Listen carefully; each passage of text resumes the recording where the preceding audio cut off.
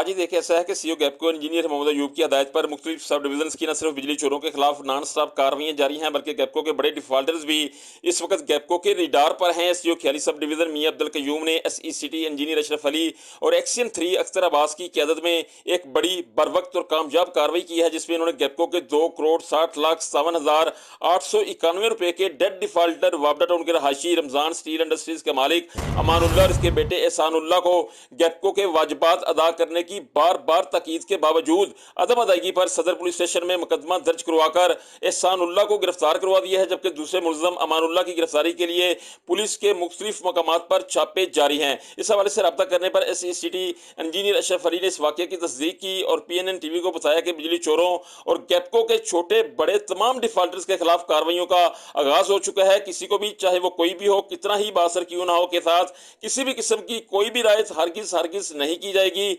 City circle में आखिरी बिजली चोर के खात्मा और गैपको के आखिरी डिफॉल्टर से मुकम्मल रिकवरी तक चैन से नहीं बैठेंगे। जी।